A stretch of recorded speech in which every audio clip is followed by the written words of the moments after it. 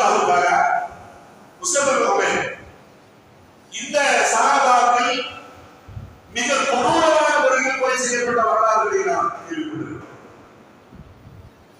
ஆனால் இந்த போரை ஒரு யூதர் கலந்து கொண்டிருக்கிறார் என்கிற செய்தி நம்மளுக்கு தெரிவிக்கிறது.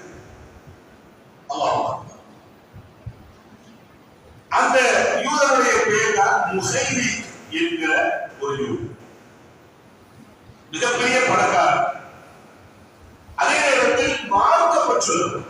தௌராத்தின் மீது மிகப்பெரிய பிடிப்புள்ளவர்.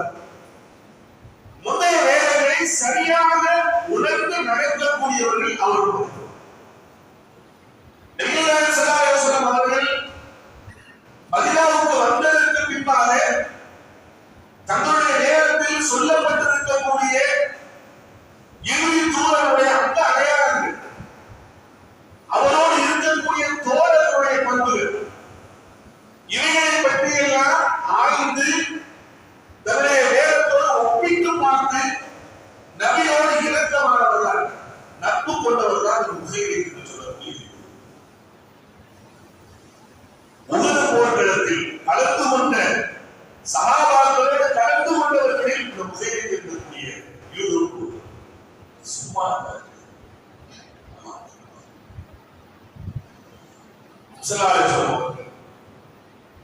உஹது போருக்காக வேண்டி கிளம்புகிறார். இந்த முஹைரி என்பவர் தன்னுடைய கூட்டத்தாரத்தை வருகிறார். வந்து சொன்னார், யா மஅஷரல் யஹூத், ஒரு யூத கூட்டமே, வல்லாஹி இன்னக்கும் லதஅலமூன நிச்சயமாக இந்த முஹம்மதுக்கு உதவி செய்வது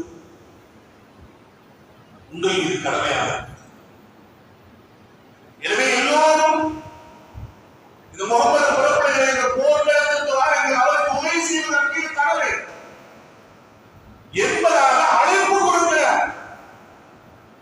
அல்லாஹ் அக்பர். இதை கேட்ட உடனே அங்கே தினம் என்ன நாளாக இருந்தது தெரியுமா?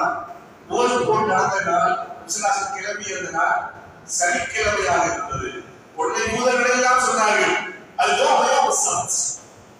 என்ன முஹைரி சனிக்கிழமை நம்முடைய ஜும்மாவுடைய நாள், இதெல்லாம் விட்டு போறியா நானு உஹதுக்கு பின்னாடி போறது அப்படின்னு கேட்ட உடனே லா சபதலக்கும், இந்த சனிக்கிழமை எல்லாம் முடிஞ்சு போச்சு, அந்த சரியா மாற்றப்பட்டு விட்டது. முஹம்மது வந்துவிட்டால் அவருக்கு பின்னால் செல்வது நம்மீது கடமையாக இருக்கிறது, அவருக்கு உதவி செய்வது நம்மீது கடமையாக இருக்கிறது என்பதாக அழைப்பு கொடுத்துவிட்டு, உங்களில் யார் வருகிறீர்களோ இல்லையோ நான் முஹம்மதுக்கு உதவி செய்வேன் என்பதாக சூழ வைத்ததாக தன் வீட்டுக்கு சென்று தனக்கு தேவையான ஆயுதங்களை எடுத்துக்கொண்டு உஹது போர்க்களத்திற்கு வருகிறார். அவரோடு மதிப்பு வைத்திருந்த ஒரு சில யூதர்களும் வருகிறார். அந்த பனு கையுகாக அந்த கூட்டத்தை சார்ந்து வருகிறார். உஹது போர்க்களத்தில் இருந்து ஒரு வார்த்தையை சொல்கிறார். அல்லாஹ் உண்மையிலேயே இந்த மாதிரியான வார்த்தைகள் பெரும்பாலும் சஹாபாக்களுடைய இருந்து வரக்கூடிய வரலாறுகளை தான் நாம் ஆயிரக்கணக்காக பார்த்திருக்கிறோம். ஆனால் இவருடைய நாவில் இருந்து வரக்கூடிய வார்த்தை அவங்களுக்கு முன்னாடி போய் விட்டு தன் குடும்பத்தவர்களை பார்த்து சொன்னார்கள், அதான் ரசூலுல்லாஹி ஸல்லல்லாஹு அலைஹி வஸல்லம் நபியிடத்திலே உஹது போர்க்களம் நடக்கக்கூடிய அந்த இடத்திற்கு வந்து நபியிடத்திலே ஒரு உடன்படிக்கையை செய்கிறார். தான் செய்யக்கூடிய உடன்படிக்கையை பகிரங்கமாக தன் கூட்டத்துக்கு சொல்கிறார்கள்.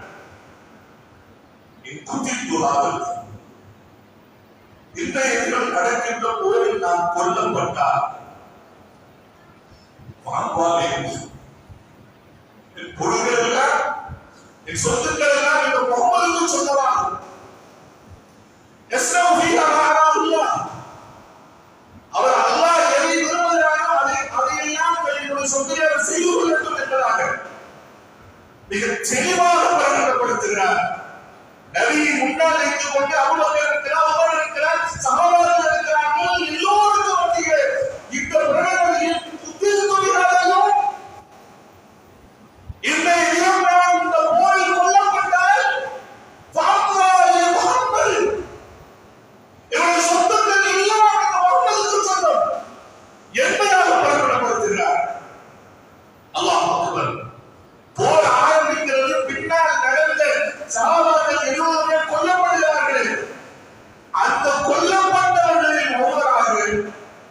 இவர்களும் கொல்லப்படும். நபிகள் நாயகம் சொன்னார், சொத்துனா என்ன சொத்து? என்ன சொத்து நீங்க நினைக்கிறீங்க? அரசு கொடுத்தாங்க, ஒரு சொத்து கொடுத்தாங்க,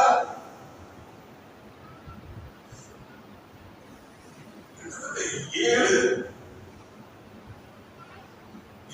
பேரித்தம்பர தோட்டங்கள் இருக்கு.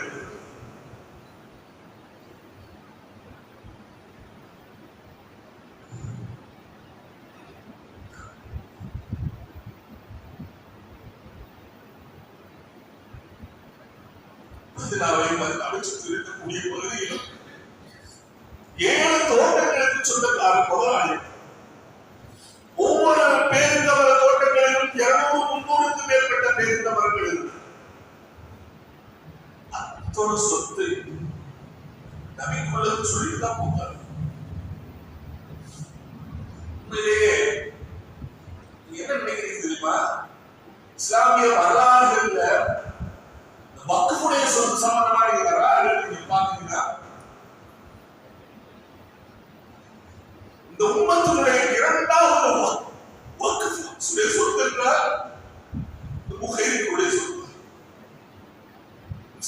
அவர்களுக்கு சொல்லப்படுகிறது புகையிலை கொல்லப்பட்டு விட்டார் சொன்ன நேரத்தில் புகையிலை யூதர்களில் மிக சிறந்தவர் சொல்லி பார்த்துவர கதியம் அவர்கள் அவருடைய அன்பளிப்பை ஏற்றுக் கொடுக்கிறார்கள். ஏற்றுக்கொண்டு நம் மனைவி பிள்ளைகளை கொண்டு பிரிச்சு கொடுக்கிறார்.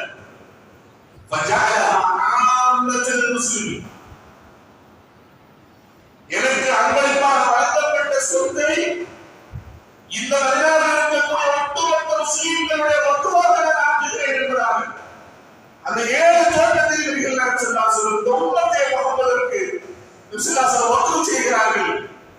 இந்த உம்மத்தில் நடந்த 2வது வக்ஃப் புகையினுடைய சொத்து தான் இந்த உம்மத்துடைய 2வது. நம்மெல்லாம் சம்பாதிக்கிறோம். நம்ம யாருக்காவது இப்படி ஒரு திட்டம் இருக்கிறதா? கல்யாணத்துல ஒரு 100 கேட்டா 200 கேட்டா 300 கேட்டா கொடுத்துருக்கா அப்படி நடிக்கிட்டு போயிடலாம் கிடைக்கிறோம். என்னைக்காவது மனதில் திட்டம் இருக்கிறதா? நான் சம்பாதிக்கிற சொத்துல ஒரு பகுதி அல்லாஹ்வுக்காக கொடுத்திருக்கிறார் என்கிற சிந்தனை இருக்கு. சஹாபா